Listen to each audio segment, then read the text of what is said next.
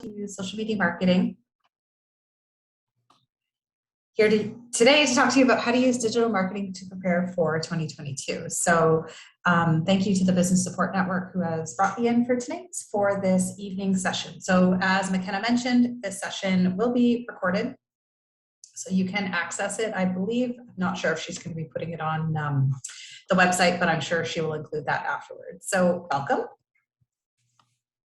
And as McKenna mentioned, my name is Jennifer Baker. I am a social media trainer and coach in Kingston, Ontario, Canada, and I am 2 weeks away from my 10-year anniversary of running this business. So I'm glad to be here tonight.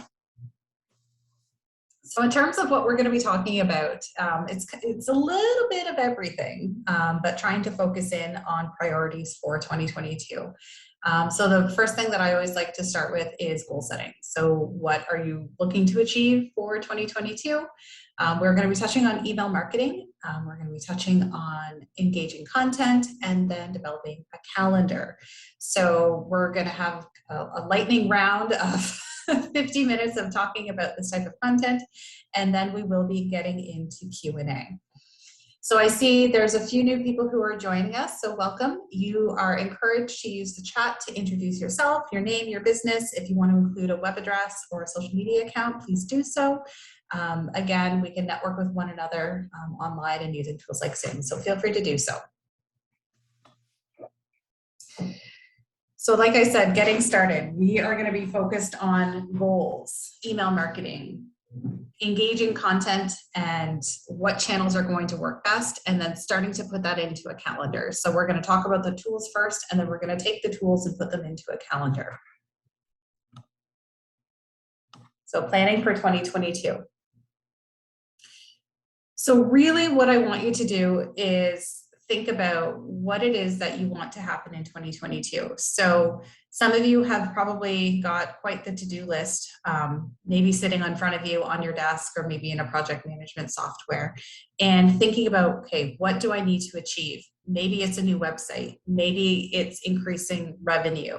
Maybe it's developing an e-commerce site. So every one of you in today's session is going to have a different goal and different goals, and that's totally fine. All of you have different businesses, but it's starting to figure out and prioritize. And what I find with a lot of business owners is that prioritization is difficult. They don't know where to start.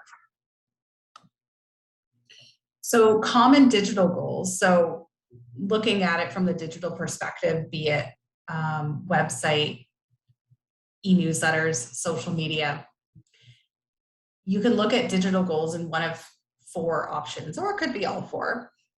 But you're looking at increasing awareness, you're looking at increasing engagement, increasing conversions, or simply retaining the existing customers and clients that you have. So you may fall in one of these buckets, or it might be a little bit of each, and I'll explain more of them in the future. So looking at the chat, for those of you that can, if you want to achieve one digital goal for 2022, what would it be? Do you want to increase awareness? Do you want people to engage with you more? Do you want to convert into sales? Do you simply want to retain the existing clients that you have? So put it in the chat which one you would want: awareness, engagement, conversion, or retention. So Lydia says we've got conversion. Amanda's conversion. User is engagement conversions. Okay, good. Conversions, okay. Many of you, okay, this makes sense. All, okay. So engagement and conversions, we've got all. So all very good. And this is how they can be measured. So down the middle are those keywords that many of you are putting in the chat. So awareness, engagement, conversions. And then to the left and right of those, we're seeing objectives, and then we're seeing key performance indicators. So this is how you start to measure it. So many of you said conversions. So that might be, and basically your objective kind of working outwards is increasing leads and sales. And on the other hand, the way you're going to know that it's achieving success is clicks through to your website. It might be email signups. It might be overall sales. Okay, so this is how you start to do that. So you're kind of starting with the main point of what you want to do, and then looking at what those KPIs are. So I want people to click through to my site to make a sale. I want people to sign up to my newsletter, and so on. Now, I also see that some of you had mentioned engagement. So I like this one. I like that many of you had said this, and I'm actually glad that nobody said awareness. That's my least favorite one. So engagement is really about getting your audience to interact with your content. So if you post on Instagram, you're getting people to comment or to like it, or maybe to share it or save it. So it's a tappable, trackable action. And the more engagement you have, the higher value your content is, meaning it will show more on Instagram, Facebook, and the like. So I'm really glad that no one said awareness. And I do want to touch on awareness a little bit. And that refers to very simple metrics like followers, like shares. And oftentimes I will consider those metrics as vanity metrics. So you can have 1 million followers, but never make a sale. So where I do like to focus is rather more of the green tones in here with the engagement and conversions. And then the other side of it is, retaining your existing client base. And I do find that a lot of people get a little bit stuck thinking they always have to have more, rather than simply nurturing their existing client base. So I forgot to mention, as we go through, if you've got any questions at any point, feel free to put them in the chat. If you see me kind of looking up and onward, it's your chat going there, so I can see what you're saying as we go throughout.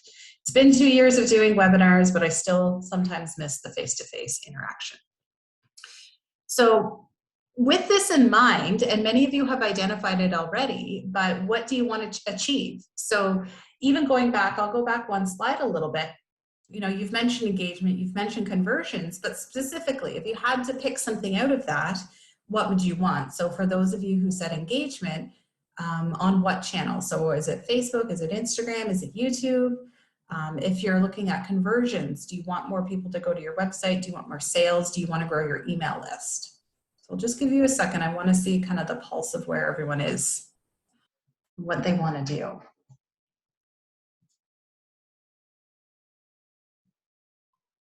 And if you hear a child laughing, my son is having a bath right now in the next room over.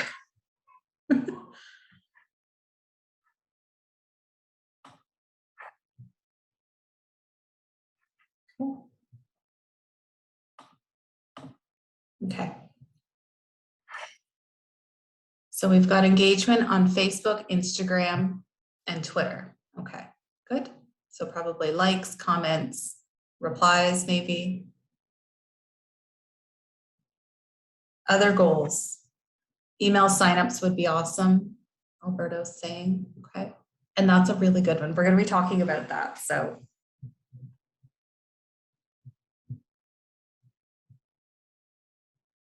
email signups. Okay, there's a few of you in that.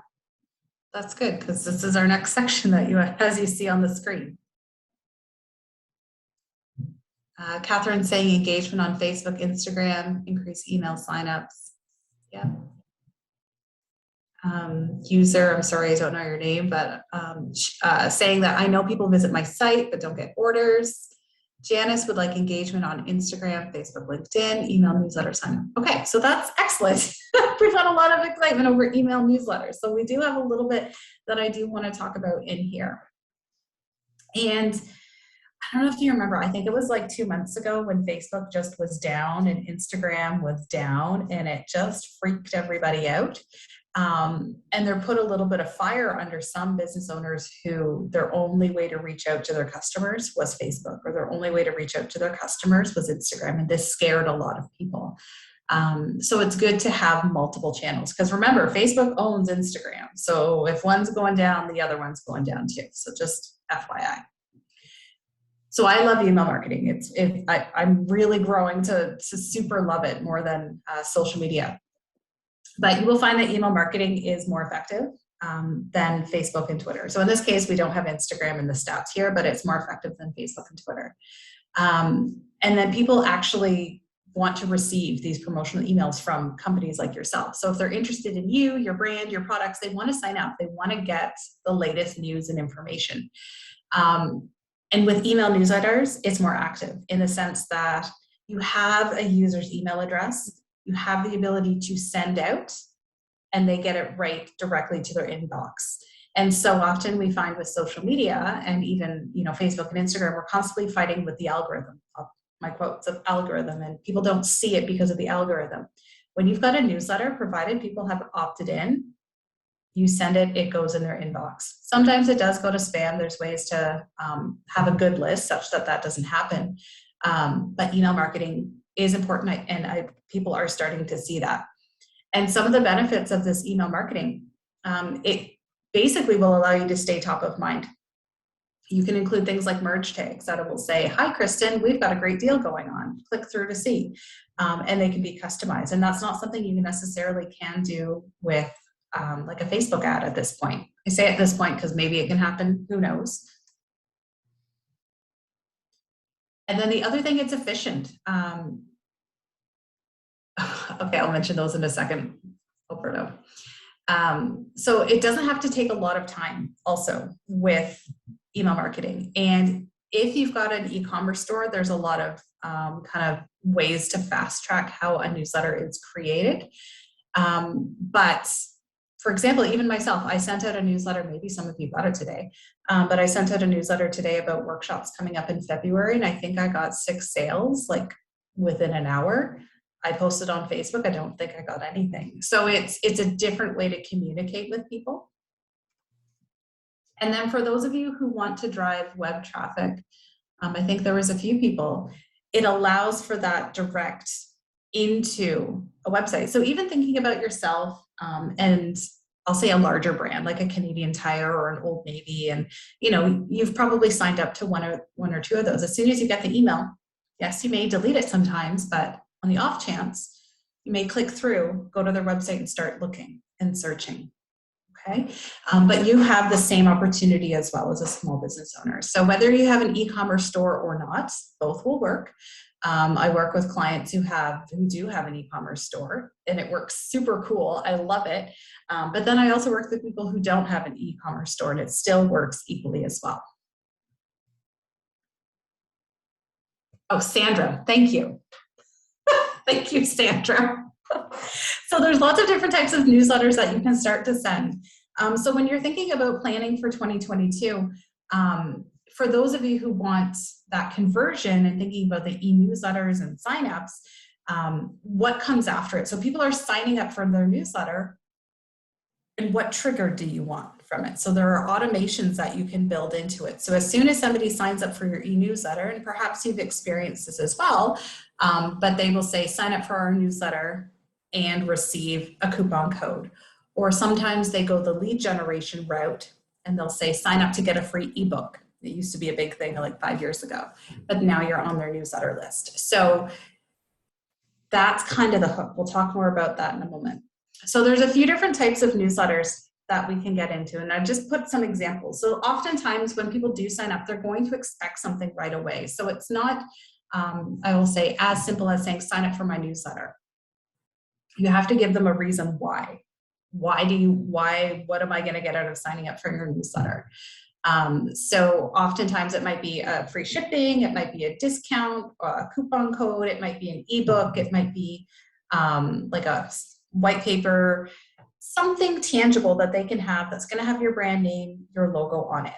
And it doesn't have to be overly complicated. And this is something that, I don't want to call, what's a myth? No, that's not the right term. It's something that people believe that they have to do, like the newsletter has to be long and paragraph format. They can be very simple, very simplistic, simply to get your point across in terms of what is happening. So in this example here, this would be an example of like a welcome, like quote unquote virtual handshake. So Kate Spade just says, thanks for adding to our newsletter list. And then they've got a discount, it's really quite small. So it says enjoy 15% off and then shop now. That's all it says. So the person signed up and they immediately received this email. So your email, so that could be an automation. Now for your other emails, you could think about doing something more promotional. So you could do something, in this case, it's very clear, very catchy. I'm a PC PC Optimum person. So I get these emails from time to time. And again, it's just showing you that it doesn't have to have a lot of words. And this is what turns a lot of people off of the newsletters. They go, I don't have time to write a paragraph. So in this case, it's simply a graphic with some groceries, and it's got, looks like 4 lines of text with a coupon code and then shop now. Again, it's simple, it's to the point, and it's reminding people that you exist. So, okay, so Janice just said, what if you have a service and not a product and don't have an item to offer them? Your item, Janice, is your service. So, Janice, if you don't mind me asking, what's your business? What do you do as a service? Are you a coach, a trainer, a consultant?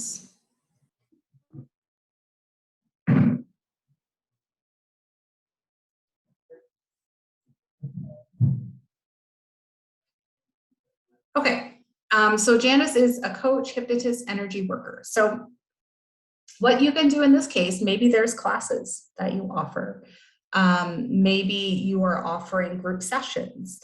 So yes, you're not, and this is, I'm in the same world as you in the sense that I'm a coach, I'm a trainer, I don't have a tangible product, but maybe you do online workshops and you're selling, quote unquote, your online group workshops, or you're selling an early bird rate to your trainings or something like that.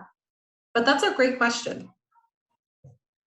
So kind of building on that a little bit, if you do have an e-commerce store, so I put mine up here because I am a service provider, so a little bit different than Janice, but if you have an e-commerce store, you use Shopify or WooCommerce, Square, Lightspeed, any of kind of the bigger ones, they will integrate basically seamlessly with your MailChimp, allowing you to automatically pull your products. So on the left-hand side here, it's the same image, but it's 3 different packages of mine. And these are pulled right from my website. So all I do is type in what product I want and it pulls automatically. I don't have to upload any graphics. I don't have to remember how much prices are. I don't have to remember links. It's pulling right from and then in my case, I use WooCommerce, so through WordPress.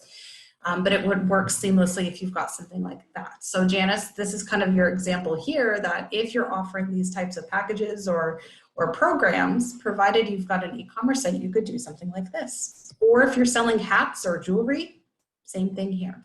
Now, if you don't have an e-commerce site, by all means, you can still include photos and you can direct people to your point of sale. So be it, a private messaging or they text you or something like that. So you can still do that. This simply just makes it more seamless. Okay. Now, this is kind of what people believe a lot of newsletters to be. This is like kind of ingrained in a lot of people where this is a newsletter, but more of like the longer form announcements and updates. So notifications about new products and services, it's got a single image, it's got a little bit more text, but again, it's fairly short and then it's directing people over to a specific area. Okay, so there's a few different types of them, but again, the goal is short, sweet, direct people back to your site or direct people to the place that you're going to make that conversion. Okay. And then afterwards, so this is kind of the aftercare, and this is something to get you thinking for 2022 is reviews. And a lot of the big box stores do this. So Old Navy, Canadian Tire, and so on. But you can do this as well with the majority of email newsletters. So as soon as people purchase, you can have them shoot off a review. You bought these products, what do you think of them? Or some of my clients really like the abandoned cart. So if you're online shopping and you start to add items to the cart and then you navigate away, you can do abandoned cart emails as well. So those are all email newsletters that you can do. So be it reviews or abandoned carts. Okay, so Sandra had a question. She said, are these available programs or do you have to create these pages? Are you referring to a newsletter, Sandra? So before I move on to contact lists, I just want to make sure we get Sandra's question answered.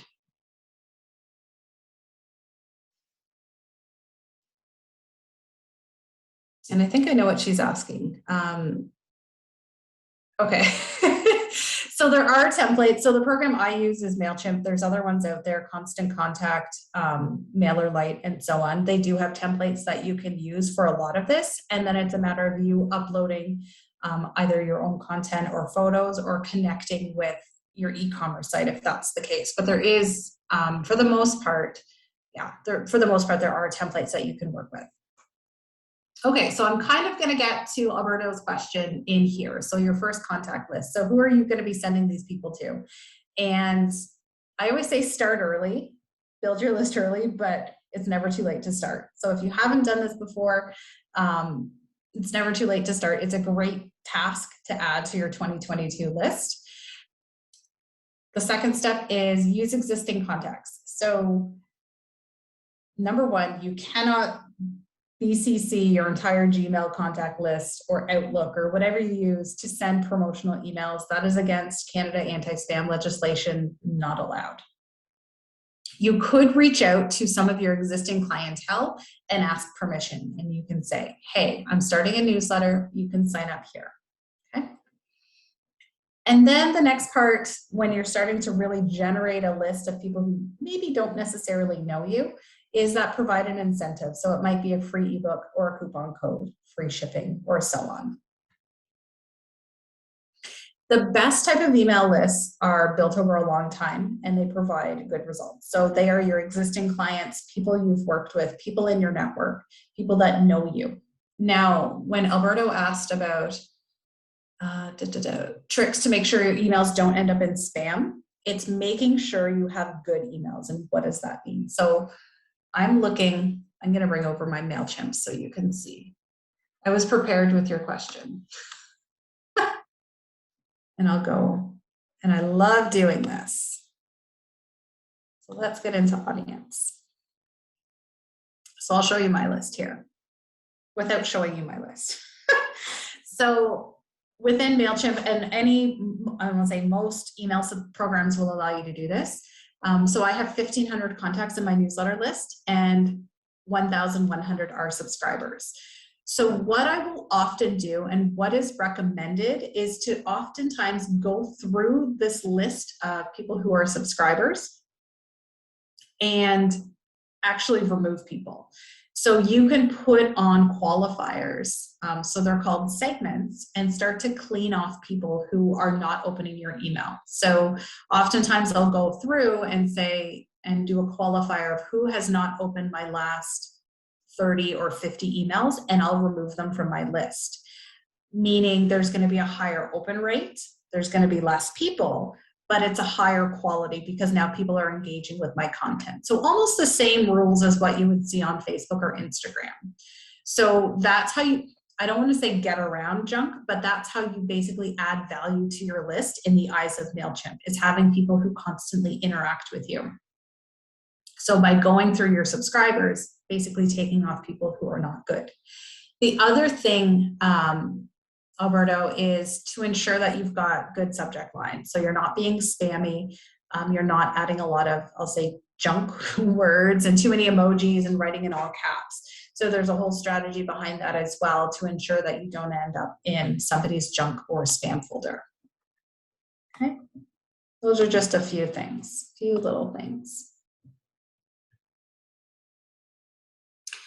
So Randall, but why not keep them all? So basically, yes, I could have 1,100 subscribers, but if only 800 people consistently open and 300 people have never opened my email, they're no value to me. I've had my newsletter list for 7 years. If they've never opened an email from me, they're probably not going to. And oftentimes you will find there's either duplicates or an individual has changed roles in a position, or they're no longer with a position. It's just time to clean them up and get rid of them. So it's similar to what you would see on Facebook as well.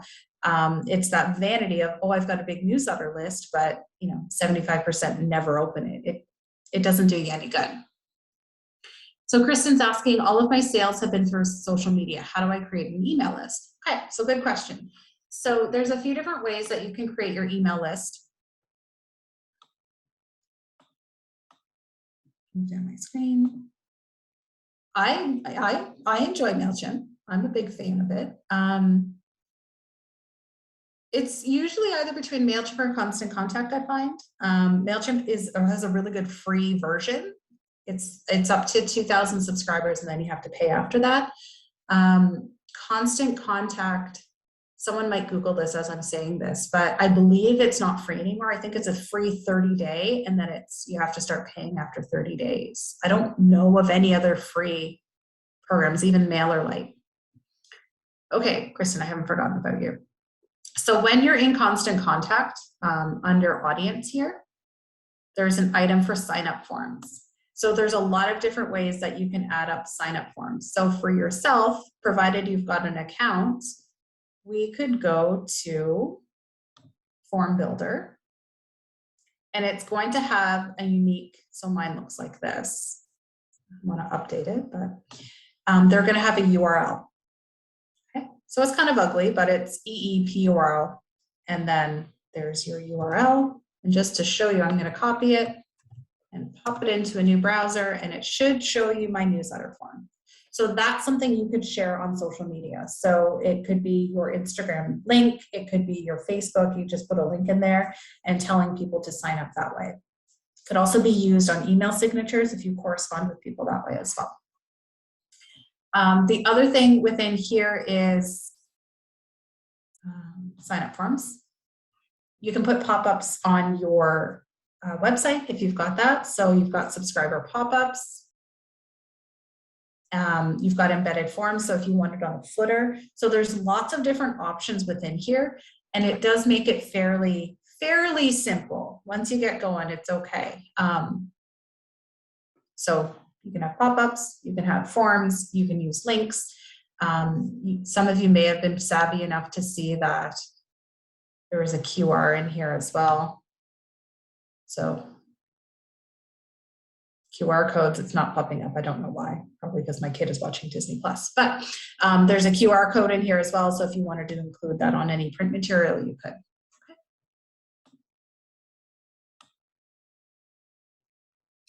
So Catherine said, Cyber Impact in Quebec has a free up to X number and then you pay for it. Yes. So that's similar to MailChimp. You get up to 2,000 and then you can start paying.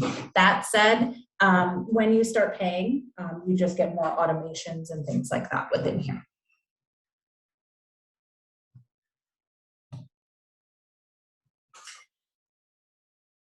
So the other thing you can do, so this is for, I'll say the e-commerce people on the call today, and you can build your list through integration. So if you do have e-commerce, I did a screen cap of their current integrations. So if you have Square, Lightspeed, WooCommerce, Stripe, Squarespace, it will basically integrate all of your customers and automatically pop them over to MailChimp for you. So you don't have to download and upload and back and forth.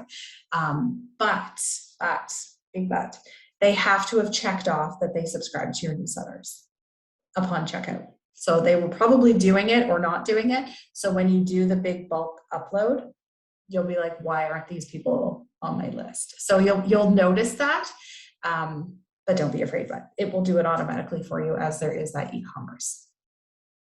Okay, so Sandra, when doing shows, I have to take email by hand. So get a QR code. So go back to where I was with the embedded form and download a QR code so people can just scan and scan using their device and then sign up. And then it's not you putting it into the system, it's them putting themselves into the system, which I always prefer. Okay, so this is what we mentioned. I got up ahead of myself here, but you can do little pop-ups like this on your site. You can do embedded forms like this. So oftentimes we'll see them on recipe sites, but that kind of idea. Lead magnets. So that's something I was referring to. That's the giving people something. And this can be as simple as a white paper, a report, maybe it's a free video that you've done. When you're a small business, I often will recommend giving away something for free. I don't like people giving away their product. I don't like people giving away their margins either. But if it makes sense, maybe it's a free shipping. Maybe it's something small, like a little bonus or something. But oftentimes it is a virtual product. So it might be a free registration. It might be a free report of whatever. So I am very protective of small businesses' time and their products. So try not to give that away and see if there's something else. So another reason for people to sign up, but it does not have to be giving yourself away for free. Okay. Okay. So kind of we're getting into this. So now that you seem mildly excited about your newsletters, start to make a schedule. So what is reasonable? So I put twice a month in here, and I have clients who will do once a month, and I have clients who will do every week, sometimes a few extra ones in a week as well. So it might be 2 per week. And there is no right or wrong volume for you. There's also people that I work with that it's, 4 times a year. So if you are in retail and you've got a lot of turnover in your products, or maybe you're an artist and you're always creating, you might find that you want to do a newsletter more frequently. Because remember, we don't want a long newsletter, we want an impactful newsletter. So as we look at January in 2022, we say, okay, what could I talk about in 2022? Do I have a Christmas sale to get rid of my Christmas stuff? Am I launching a new coaching program? What can I do? So I would encourage you to start to get something for January, get a newsletter started for January. And then even looking at getting 1 newsletter per month, and if not twice per month. And I do get a lot of pushback from business owners, and they'll say they don't want to hear from me that much. And I'm like, well, it comes down to the content. What are you telling them in the newsletter? And there's one local retailer that I don't think she was sending any newsletters, and then we started sending them twice per month. We're connected to her e-commerce store, and some of her newsletters bring in $900 because we can see the revenue because it's attached to her store. So it'll be like, that newsletter made you 900, that one made you 600, that one made you 500. So we can see, and this is what you can start to see with those connections. You can see the revenue that's generated by newsletters, which is super cool. And that will encourage you to do more, actually. But I would try to put this on your to-do list for 2022 and have at least 1 newsletter within January. Okay. What do you think about that, group? Any thoughts on that? Okay, so Amanda's twice per month. That's good. I feel like Amanda would have enough content. I know Amanda's come to a lot of my sessions.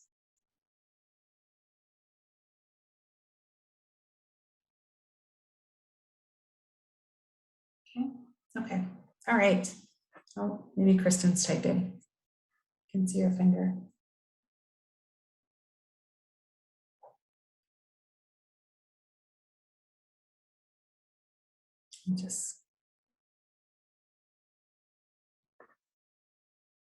Okay, so Kristen's going to shoot for once a month to start. Perfect. So those are beautiful goals. So goal, newsletter. Amanda's twice per month. Lydia's twice per month.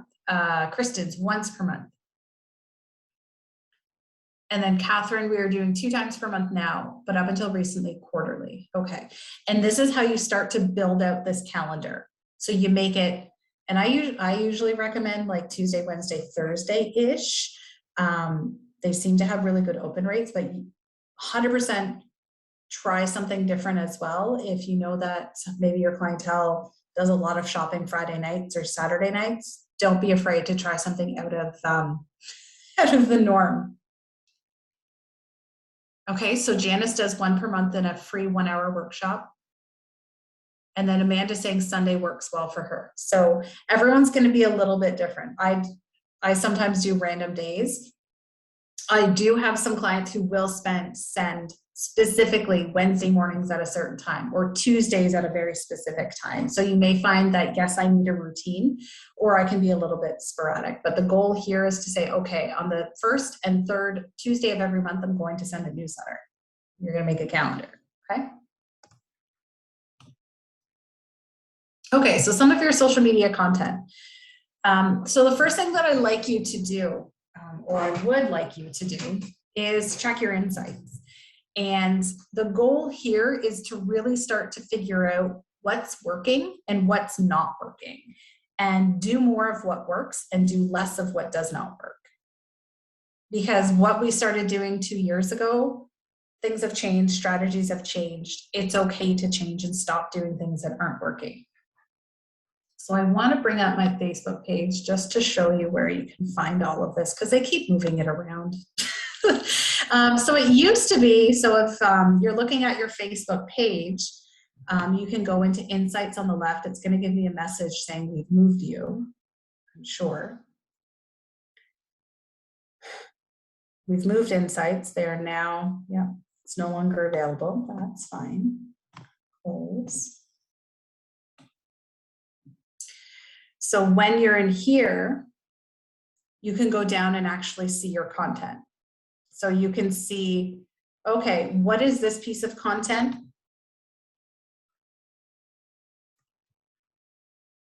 Why did it work well? Why didn't it work well? This one, people really liked it, so they probably shared it and whatnot.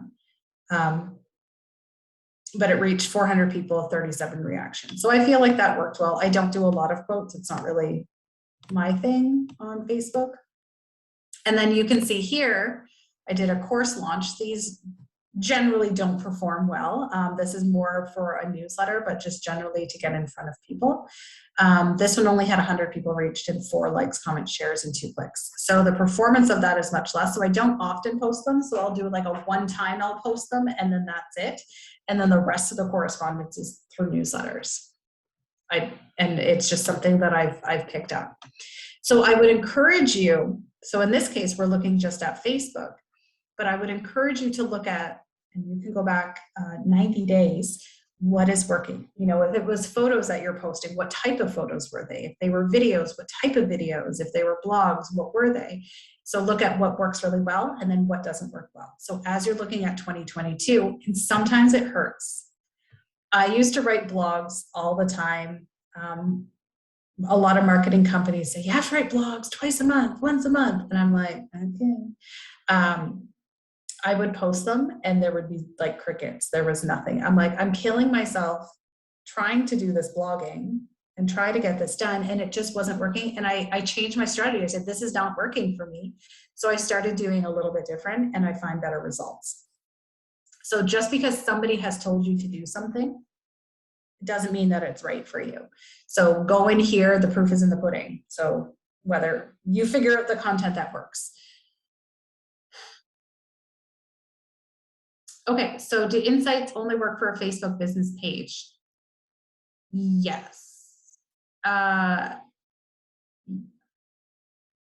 You should have Insights. If you don't have 100 people, you won't have Insights, Yana. And I believe groups now have Insights as well. Yeah. So you just might have to reach a threshold. So that's part 1 of Insights. The second part is under the creators, or they keep changing the name. It used to be called the Creator Suite. Now it's just called the Business Suite. I apologize. So the Facebook Business Suite now has Insights. You may have noticed when you are in Facebook and Instagram, it always says, connect your Facebook page and then connect your Instagram account. So we can see all of our insights in one place. So now, let me make this bigger so I don't, there you go, I can see it. So I can see my Facebook page reach versus my Instagram reach. And then I can go into my content. It's going to bring up both my Facebook and Instagram content here. So you'll see below Facebook, Instagram, and then what my reach has been. So we can order this from top down, essentially. Okay. So now you can see Facebook and Instagram together. And basically, I focus on Facebook, Instagram. Those are the most commonly used ones. So again, take a peek and say, what do the people want? What do they want to see? What is getting the results? And then I'm also going to show you what doesn't work. So let's see the lower performing. So both of them were course announcements. My lowest performing posts are course announcements because they're salesy. It's come by this course. It's very different than me just posting a nice quote, which is what people typically want to see on Facebook. Okay, so do it for yourself. Do a little evaluation, and it will hurt to change it. You might feel a little bit bad. Your heart might hurt a little bit, but just say, it's not working. Why am I doing this anymore? Just stop. Okay. I said it's okay.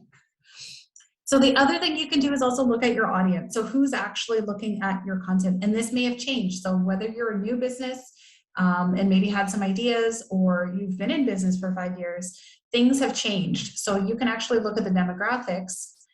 So on the left-hand side is Facebook, on the right-hand side is Instagram, and it's going to give you an idea of who they are, age, and location. So are you giving them content that appeals to those demographics? And mine is primarily women, 35 plus generally, 35 to 55 generally, within Kingston and area. Okay. Now, Facebook doesn't have this as much anymore. I know Instagram does. I have it in a slide. The other thing I want to address, and I'm going to jump ahead, but I'm here anyways, is timing of posts. And again, a lot of experts will say the best time to post on Instagram is 9 a.m. Is it really? So again, I encourage you to look at your own insights. And Instagram does tell you when your people are online. Facebook used to. I can go back. I'm going to see if they still do, but it hasn't let me look at it in a while. And the reason I'm saying this is these experts are getting aggregated data from all over the place saying the most popular time is, but it's not specific to your demographic. So if you're targeting, I'll use parents with small children, male, female, doesn't matter, and the experts are saying 8:30 in the morning is the best time to post. I'm sure it's not, because if any of you have children, 8:30 in the, Kristen is laughing.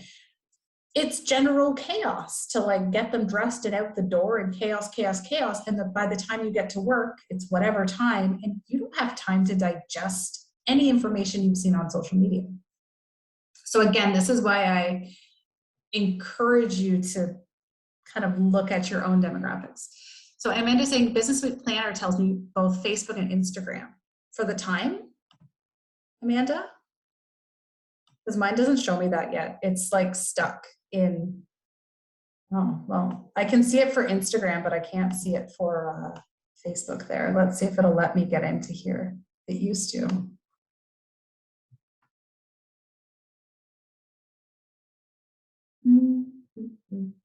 Posts, that's what it is. Okay. So yeah, mine doesn't show up in Business Suite, but so some of you might be in the old analytics and some of you might be in the new, and I'm kind of in this hybrid. So this is my old friend, the whale, and you can actually bring your cursor across it and it will tell you when your people are online. So you can see a peak around 4, 5, 6, and then it starts to decline after that. So look at your own demographics. And then it will tell you based on the day as well. So where those peaks and valleys are. So I've got one person on the call here saying that hers is found in the Business Suite, the other kind of side of Facebook we were looking at, and mine's still in the old one. So it might be one or the other for the rest of you on the call. So FYI, Facebook is not the same for everybody. Okay. We're going to circle back to that knowledge in a minute. Okay, so checking insights. And now we're going to get to content. So if you've been to one of my sessions before, you may have seen some of these already, but it's important to listen. So Bianca is saying, I have a wide demographic. Do I make separate posts to target specific groups within the demographic? It depends on how wide your demographic is. Can you describe that, Bianca? And I'll get back to you in 3 slides. So my golden rules for your content. Number 1, engage with people. And this word gets thrown around a lot, but I couple it with the saying of we have 2 ears and 1 mouth for a reason, so listen more and talk less. And a lot of people have taken on social media and they want to push out information. They push, and people don't listen anymore. So just like you've seen with my when I post about my webinars, people go, yeah, okay, she's doing another webinar. That's great. But then I put a nice quote and people are like, oh, that's really nice. I'm going to share that with my BFF. Like, so you want to engage with people. I always encourage people to ask questions as well. And we're going to talk about that in a moment. And the other thing I'll say, and one of my favorite little analogies that I'll say at this point is for anybody on the call that's ever been on a bad date, and the person sitting across the table from them is just talking about themselves and how wonderful they are, and you go, get me out of here. I never want to see this person again. That's like being bad on social media, where you're constantly talking about yourself to the point where the other people are sick of it and they just tune out. They don't listen to you anymore. They don't engage. They unfollow and you're gone. Okay, so don't be a bad date. The next type of content is shareable. So you want to make content that people want to share. So this whole idea of being viral and going viral, it's that shareable content that you see it and you go, oh, I need to share this with mom, or oh, I need to share this with my spouse, or oh, this is so funny, I'm going to like save this for later. That's the type of content that you want to make. Understanding we're all here because we run businesses, we've kind of got to mix that in with also our sales pitch of, I have a hat for sale, or I make jewelry. But it's kind of that beautiful blend of what you really need, okay? So just something like this. So this is an Instagram story that I saw that somebody basically shared the story and then ended up in somebody else's story. And it's a quote. It's just a little meditation that they had, but it makes it that shareable content that somebody wanted to post out. And I kind of alluded to this as well, but making savable content. So you can save posts on Facebook, you can save them on Instagram. It's the whole concept behind Pinterest, but making content that people want to save to reference later. So whether it is educational, so in this case, this little graphic here is 5 ways you can use love languages on yourself, whether it's eating healthy, if you're a dietitian, if you're a life coach, you know, what are the 5 tips about XYZ? How can you make that content savable such that people want to reference it? Okay, all right, so let's go through a couple Facebook, Instagram kind of good ideas. So number 1, be yourself. Be yourself, be authentic, and then be conversational with people as if you're in the room with them. And I struggle with this as a business owner. My background is economics. I'm very much like, the fact is this, and the result is that. I really have to stretch myself to be conversational in written language because that's not my background. So talking to your people, talking to your fans, followers, whomever, as if they were in the room with you. And a few of the best practices that I like to do is writing in first person. And you will find that a lot of people will say, share your life and be personal and like share all these details. And I'm like, okay, well, like we need boundaries here. Like we don't need to see your kids in the bathtub and we don't need Christmas dinner. What I'm talking about with personal is writing in first person. So an example was, so for Giving Tuesday, I do donations. I write in first person. So I do donations through my company. And I say, I give back, and this is how I do, and this is why I do it. I don't have a picture of my son in here because that's not relevant. But my company is doing this because I believe it's the right thing to do. And that's personal because I'm writing, it's my decision as a business owner. The other idea that you can do is, another best practice is keeping it relatively short, or at least putting the call to action relatively short or near the front. Because back in the day, it used to be called above the fold marketing. So if you remember newspapers, remember those where there was a fold and they would be stacked? The headline was always on the top because then you'd have to pick it to lift it to see the rest of the story. So it used to be called above the fold. It's the same concept here. So oftentimes we'll see the see more, or on Instagram, it's tap to view. You have to catch people in that short window such that they're going to tap to read the rest, or tap to, basically get to your call to action. So making sure you kind of get to the point quick such that people will read the rest of the story. And then reading engagement-oriented posts. And what I mean by that is asking the question. So going back to the idea that you're not going to be a bad date. And they can be very simple questions. And They can be, do you like? So in this case, now I can actually update this because the dream home's back for this year. So whenever I run the campaign for the dream home, I ask very simple things like, we want to know your plans for the basement. Sometimes it's, what colors of towels would you put in the bathroom? Like, they're just very simple, easy, what is it called? Easy ball? My husband's probably hearing me going, what is the statement? Low ball? No. Softball questions, that's it. He's laughing at himself right now. So it's just very simple questions, but it's to get that feedback from the audience. So do you like, coffee or tea? Which do you prefer, A or B? What is your favorite? And I always recommend simple questions that are definitive. So A or B choice. Allowing people one of two choices will increase the number of responses. So if I said, I'm going to use Kristen because she's got her camera on and I've been talking to her all night. But I said, Kristen, what's your favorite drink? Kristen's going to go like cold or hot, or like alcoholic, or like caffeine. And she's in her head, she's probably thinking, I need more information to answer this question. But if I said, Kristen, do you like coffee or tea? Instantly she's got an answer. So open-ended questions are harder for people to answer. So if you're finding that people aren't responding to you and you're asking these open-ended questions, it's too hard. You're like, it's not a hard question, but it is. Try to make it choice. And then once people get comfortable with you, then you can do more of the open-ended questions. So I do see that Kristen has had a question here. So I've been sharing a lot this month featuring my different products. Is it too much sharing once a day? So I guess it depends on if you're doing content in feed-based posts or stories. Is it stories or feed? Feed. It might be a bit much. If you find that your engagement has started to go down, it might be a bit much. But if you find that people are responding and clicking through, even if it was 1 or 2 a day, then I think it's fine. Okay.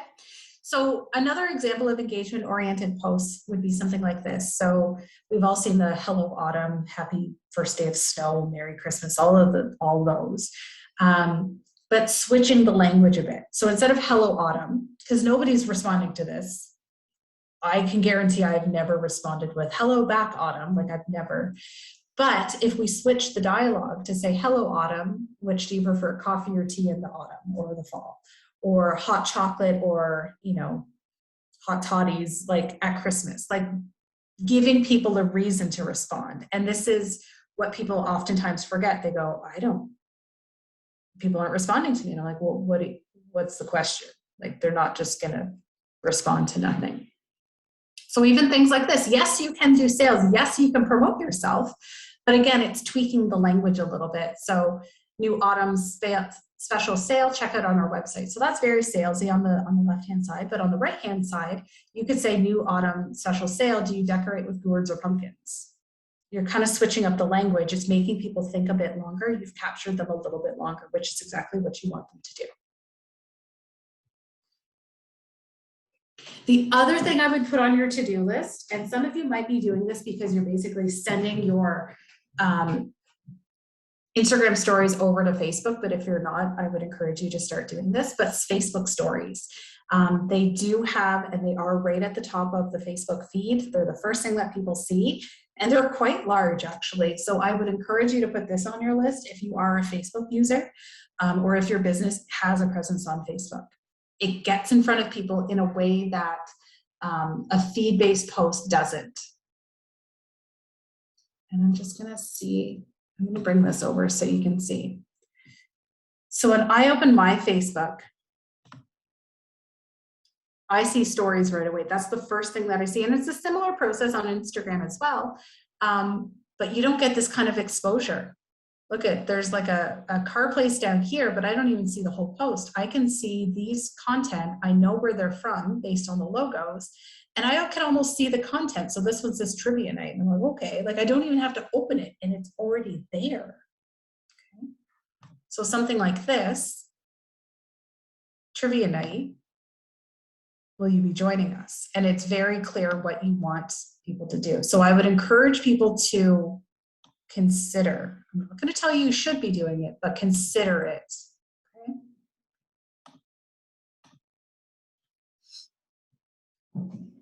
All right, Instagram post best practices. So we talked a little bit about Facebook. We'll talk a little bit about Instagram.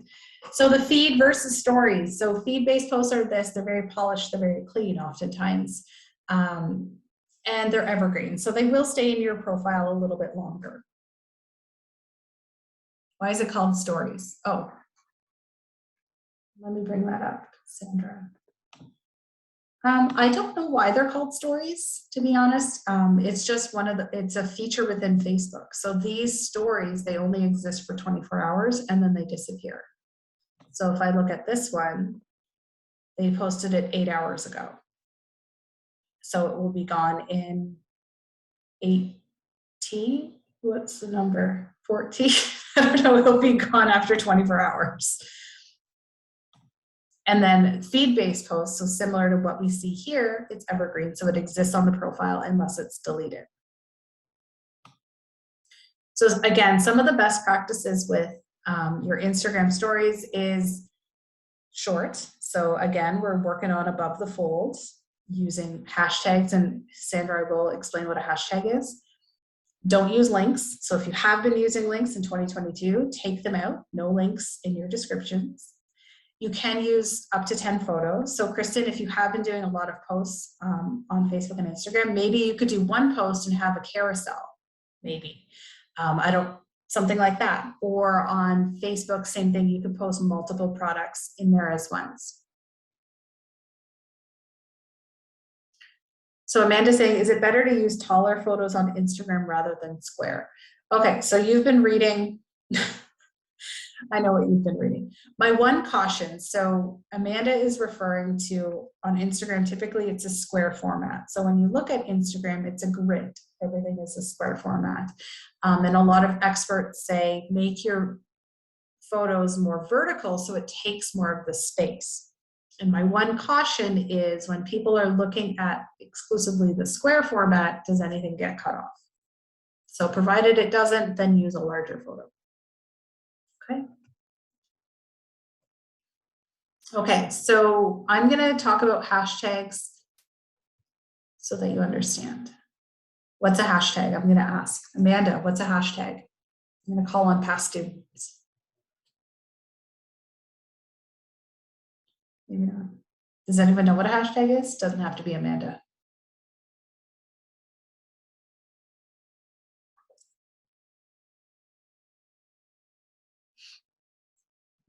Back in the day, I used to give out candy and people would respond, but I can never word it right. Okay, so I call them an aggregator. Emily, connects posts based on a topic. Yes.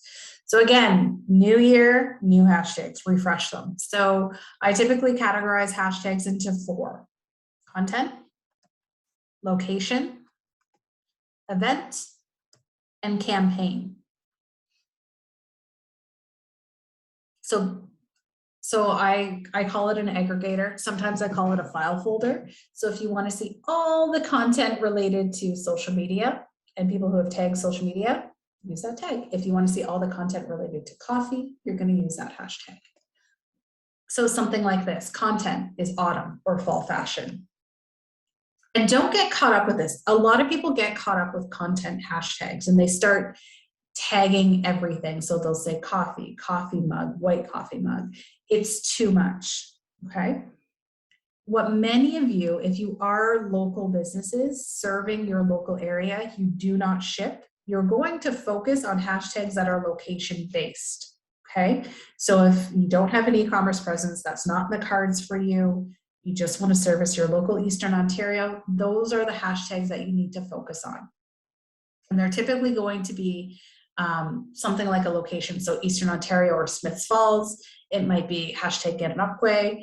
It could be a shortened name. And this is something that you have to do research for. I don't have an answer for you. But some communities, Thunder Bay is one of them, uses T-Bay. Thunder Bay is too long for a hashtag, they think, so they use T-Bay. Sault Ste. Marie uses something like SSM. And then some communities like Kingston down here, we use YGK. So if you're servicing your local area, focus on the locations. It might be the smaller communities around you. It might be your larger community, it might be a region that you use, but that's what you want to focus on. Maybe not so much the content. And then for good measure, sometimes you can sprinkle in events and campaigns. So events, I'd say, are things like Stanley Cup, Grey Cup playoffs, NBA playoffs, like they're events. They happen in one day. Or a campaign, and this one's an old one, but most people know it, is hashtag Canada 150. So that was a couple of years ago now. Okay. Does that make sense for hashtags? Is that a good? So Sandra, this will probably make a little bit more sense now, but Instagram stories. So they're fleeting, so they will disappear after 24 hours. And again, this is something that I would encourage you as well. If you are limited in time and resources, as many small businesses are, I would focus on stories for Instagram, Facebook, more so than an actual post. So just a thought. Oftentimes they are shared off the cuff, so they're not as polished as what you would see. No, they don't have to be in that order, Kristen. Those are just the way I categorize it. They can be in any order. That's just how I organize it.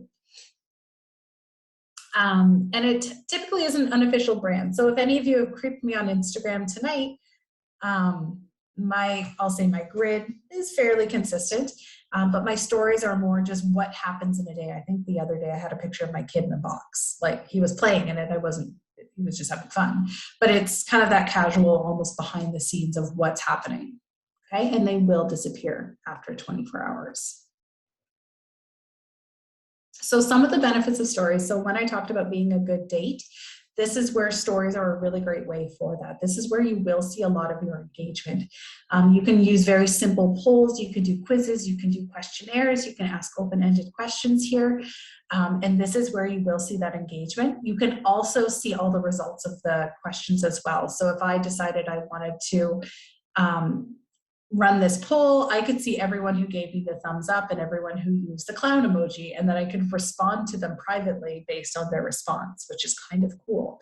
So think about how you could compare two products. And then when people vote on their product, you can respond to them and say, oh, I have this in your size, or I have this in some, I can make this custom for you. We're almost coming to an end. Don't worry. Okay.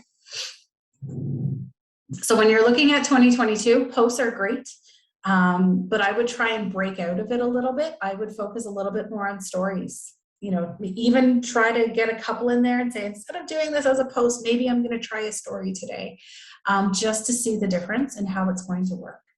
Okay. Just try something. Try a little bit different. And this was me revisiting the insight. So this is Instagram. So at the bottom, I told you I got ahead of myself. It's got the popular days and times. So if you're looking at your Instagram account on your device, you're going to go into insights and you're going to go into followers. And right at the bottom, you have to kind of swipe up. Right at the bottom, it tells you the most active days and times. Okay. And then this is where you start to do a little bit of planning. And I find that this format generally works well. Some people start to strip out the numbers. So this is January of 2022. And they say, okay, on Sundays, I'm going to do an Instagram, on Wednesdays, Instagram, and then Thursday, Saturday is Facebook. And then Tuesday, 1 and 3, I'm going to do newsletters. So what I find that some people will do, they will strip out the numbers. So it's just a 4-week rotation. You know what I mean? Instead of thinking, okay, I have to redo it for February, redo it for March. They just know on Sundays they do a certain action. Every other week is a newsletter. And on Wednesdays is a certain action. Okay? Because I do find that, again, we're limited of time. We don't have time to sometimes do a whole calendar. But if we know every Sunday and Wednesday is Instagram, Thursday, Saturday is Facebook, and then every other week is a newsletter, sometimes it's a bit easier to digest.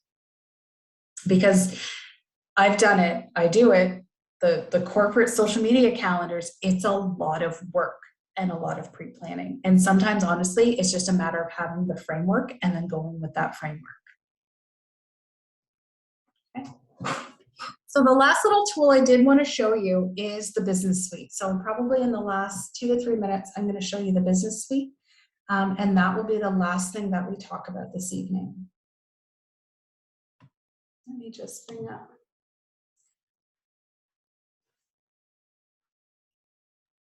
You can see me struggling because everything's backwards at home. Okay, so the business suite is something I want to address because this is where you can now take your calendar and you can schedule your content. So a lot of people, there was one gal I was talking to today, she said she used to use Planoly and said it was horrible, and some people use an app called Later, and then there's Hootsuite. There's all these apps to help plan and schedule, but Facebook actually has built it in quite well now. So on the business suite, if you go to your Facebook page, under business suite, we can see planner.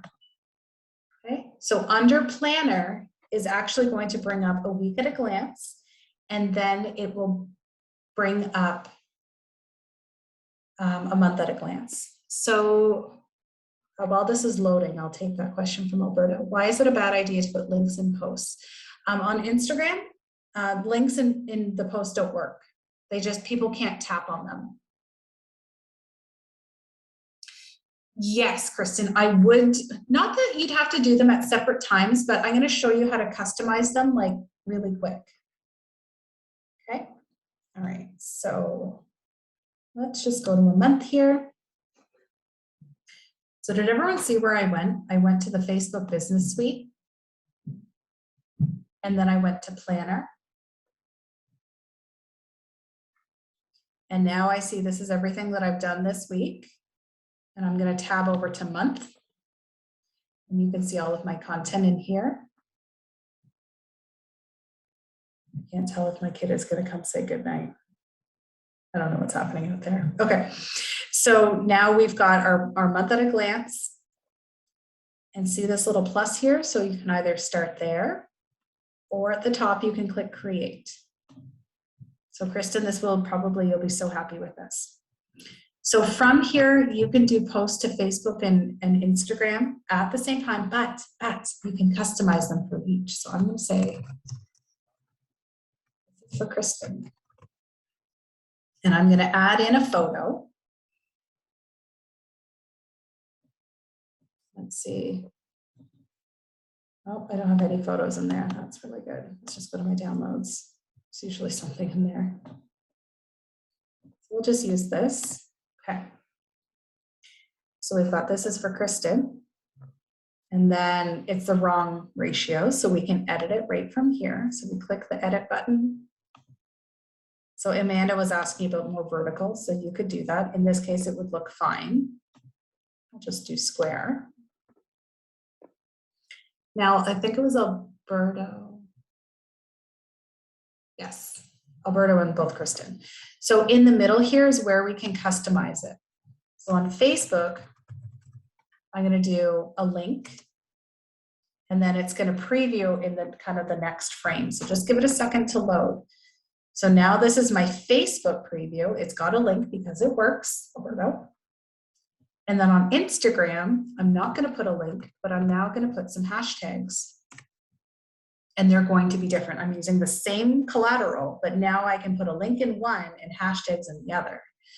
And speaking of hashtags, this is where we can do some searching. So I'm going to search for YGK, so that's hours. And then I'm going to do GAN and Aquay. So there's 67,000 posts with GAN. So now I've got YGK, GAN. There's the GAN in, GAN and Aquay Ontario, GAN boat line. So I'll add those. So now we've got one post. So this one's for Kristen. And then I've got my hashtag, so beautiful for Instagram. And now on the other side, we've got Facebook.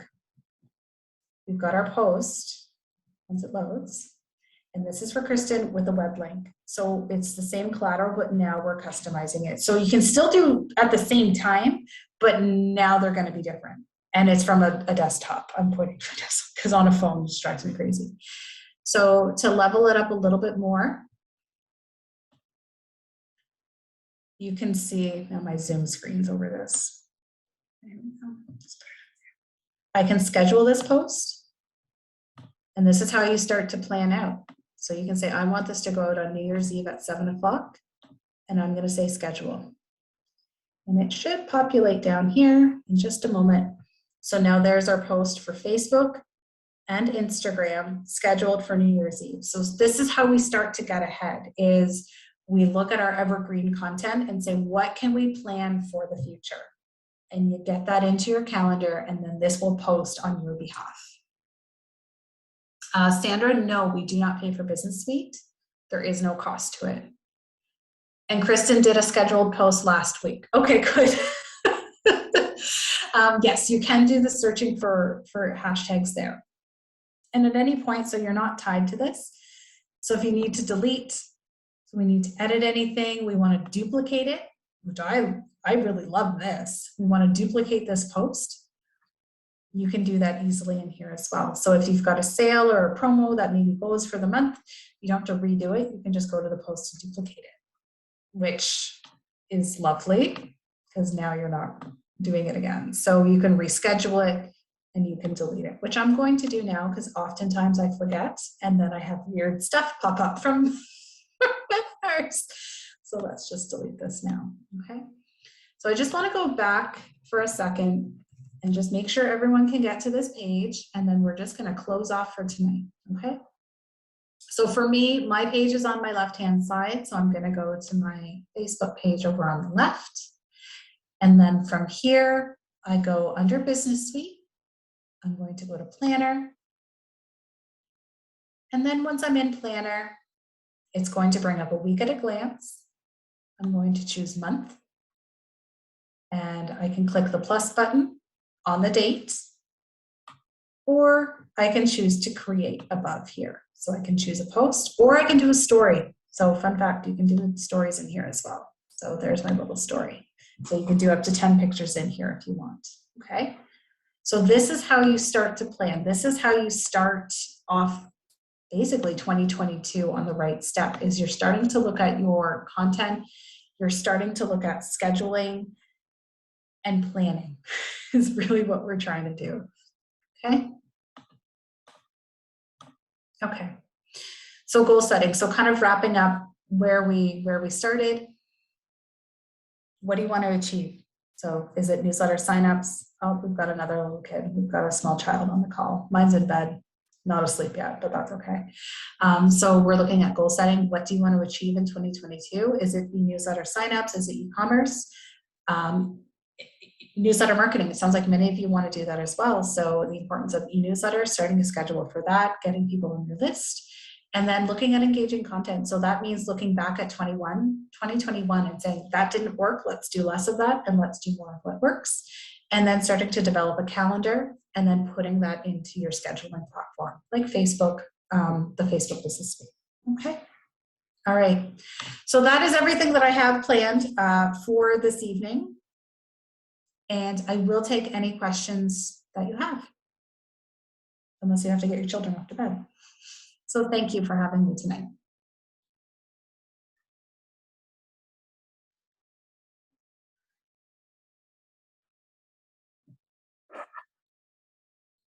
You're welcome, Amanda, Tracy, Ivana. You're welcome, Alberto. I am doing webinar. Well, you probably saw it on my Facebook. I'm doing email marketing webinars in February. There's 4 of them, like 4 different topics. So it's on my Facebook page. Apparently it's not engaging, but you're welcome to check them out. They are on my Facebook page. I put them in the chat a little bit earlier. Okay.